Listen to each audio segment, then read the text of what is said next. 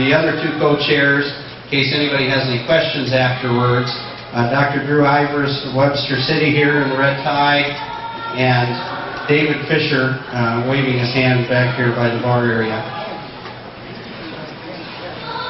It's really a great time to be an American with all the challenges we have in front of us, and I think when we look at the candidates that are currently running for president, we have a candidate here today that really stands apart from a lot of the other candidates in the field. Many of the candidates talk about voting against increasing the debt ceiling, but there's only one candidate that voted against all the spending in the first place, and that's Congressman Ron Paul. I'd like you guys to show me a little bit of an applause if what I have to say is something you agree with. Are you looking for a president who will follow the Constitution?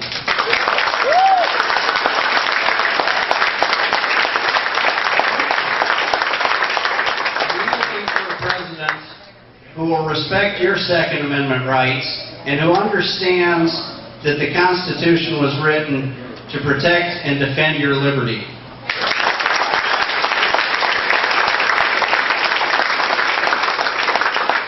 Are you looking for a president who's been married to the same woman for over 50 years and practices his faith through his life?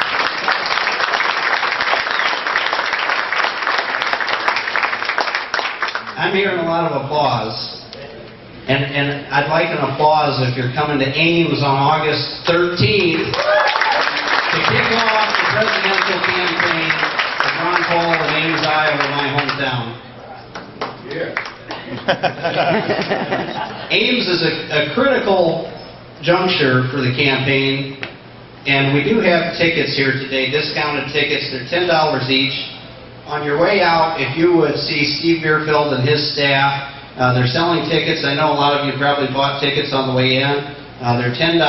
We do have busing from Scott County and surrounding counties, so for those of you who are unable to drive to Ames, we do have transportation for you, so don't let that be something that holds you back. And with that, it's my pleasure to introduce the champion of the Constitution, Dr. Ron Paul.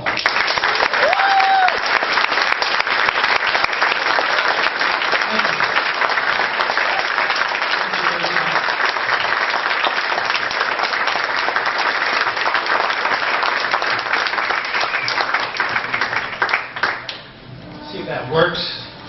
Can you hear me in the back? Very good. Well, thank you very much for coming. I'd like to be able to say I came here to sing, but unfortunately you're going to be spared that. That's the good news.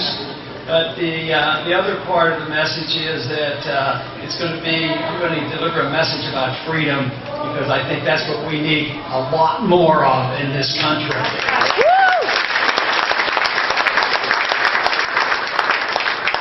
There's been a lot of talk, especially this past week or two or three, about raising the debt limit so we don't default.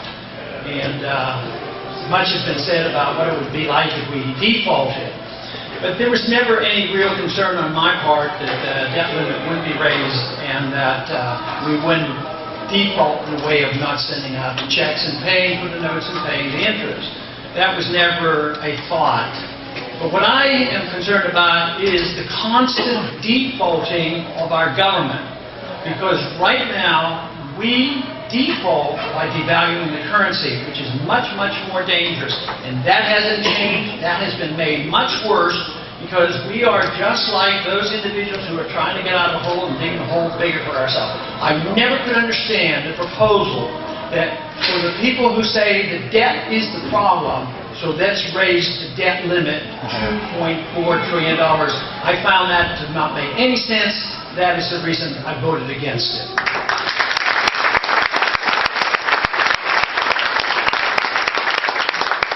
They kept trying to tell us that this would be very unique and very bad for the markets if we defaulted in the way that they implied. The truth is that our country has defaulted many times on us.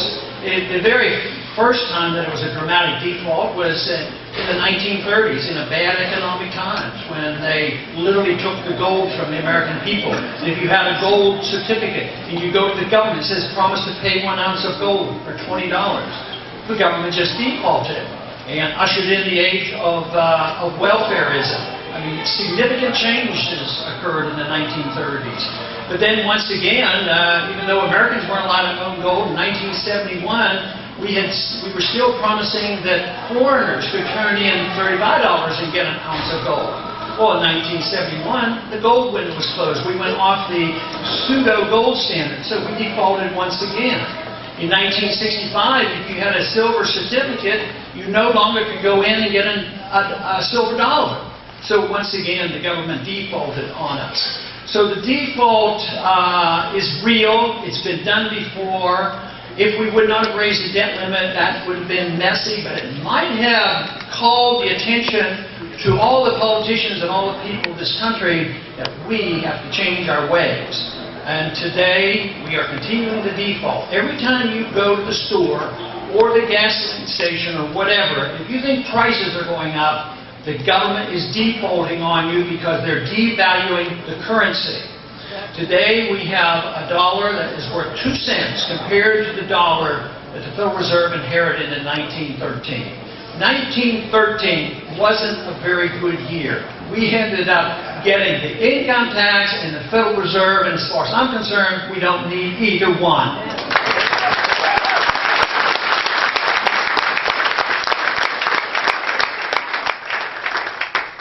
But somehow or another, we have to cut off spending. The appetite for spending is still there.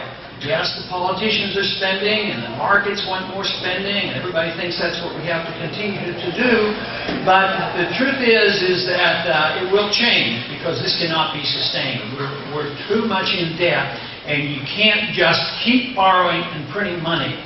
The worst thing about the destruction of a currency, which is the big concern economically that I have, is that it destroys the middle class. And this is a characteristic of the devaluation of a currency. We now have a dollar that's worth 2 cents on the dollar the Federal Reserve inherited in 1913. The Federal Reserve was designed because they said that they should give us stable prices and full employment. And look at what they've given us. Unemployment, constant business cycle, a recession, depression now, that may turn out to be the worst in our history, and some very, very serious conditions. So it has been a total failure. It's failed, I think, very simply, because the people in charge for the last 100 years didn't understand and didn't care and didn't obey the Constitution. The Constitution is explicit. Only gold and silver can be legal tender, and if we'd have done more of that, we would not have had this type of problem that we have today.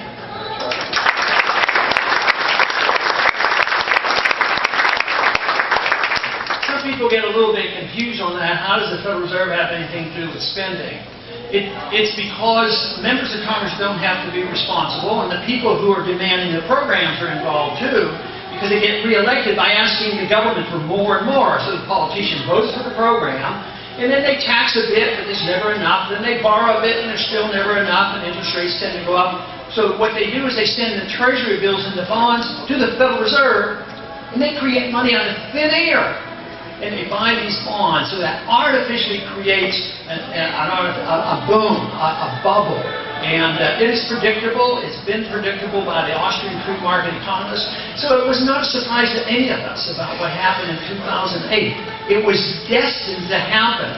But the most important thing to remember is you can't solve that problem we faced in 2008, which came from too much spending, too much borrowing, too much debt, too much regulations, too much printing press money.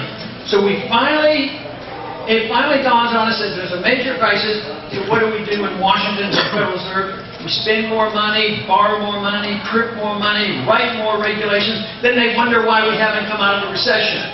Well, let me tell you, what is happening today is very predictable. Was predictable because we don't need that type of policy. What we have to do is think about what this country is all about.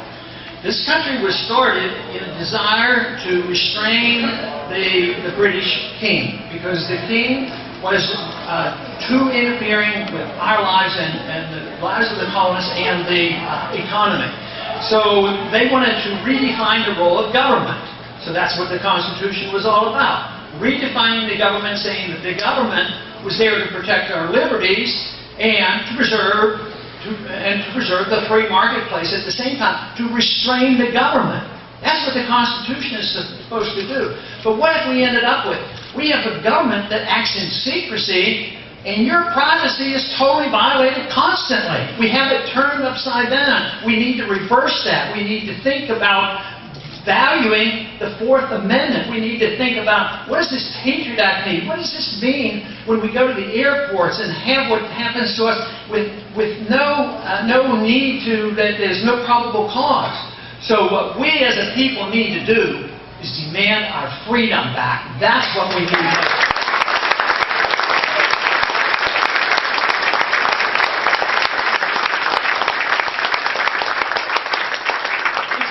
Frequently on those who are, well-intended, saying, well, in order to get out of this, what we need is more sacrifice. We need you to sacrifice and you to sacrifice. And I don't buy into that. I don't think sacrificing anything is beneficial for you. You don't need to sacrifice your liberties, and you don't need to sacrifice any more of your money. What we need to do is get the government out of the business of taking care of the special interests. Let them sacrifice, not the American people who are getting bills.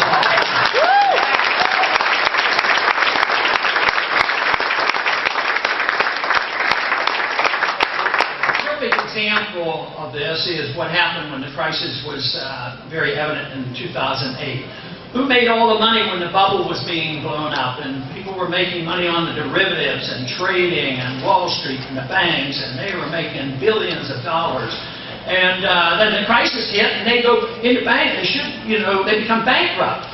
They're so involved, and they tell the people, well, you know what, if we don't bail them out, the country's going to suffer and we're going to have an economic calamity. So the Congress and the Federal Reserve go to town and bail out all the wealthy people. And what happened to the people? What happened to the middle class? The middle class, too many of them lost their jobs and they lost their houses. So this sort of confirms the fact that the Austrian free market economists always said and teach that if you have a destruction of a currency through inflation, through the printing press of money, you wipe out the middle class. And that is a threat to America. And it's a threat to our standard of living. Because we were the freest nation ever, and we were the most prosperous nation ever, and we had a large middle class. And that we're losing. In the last 10 years, we've essentially had no new jobs. Jobs are going overseas. Our country is poor. It's all based on borrowing and all based on debt. So there's going to be a major decision made by us. The people of this country have to decide, once again, what the role of government should be. Just as the colonists decided what the role of government should have been way back. And I don't think the problem is that difficult. I like the idea that government should be there and very small, and that people should have a right to their life, a right to their liberty, a right to keep the fruits of their labor.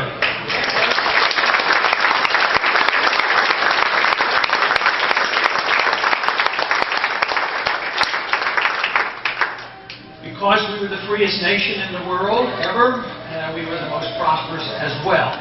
And now we are becoming much poorer because we have lost our way. We have concentrated on the material wealth that comes from freedom, thinking that if we just get the government to redistribute wealth and shuffle this around, we'll all be wealthy and happy. We forgot about the fundamentals of what makes a free society. And this is what we have to restore. We have to understand what freedom is all about. Freedom comes to us as individuals. We get our life, our lives, and our liberties from our Creator. That's where it comes from, not from our government.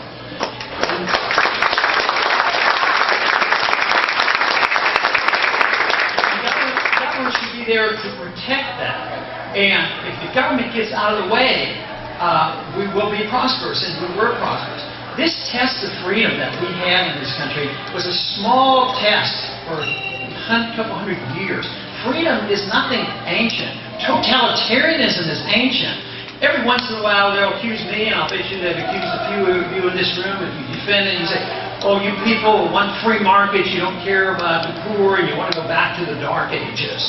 Well, I'll tell you what, where the Dark Ages are is where the totalitarians are, and that's where we're moving. Just think of the number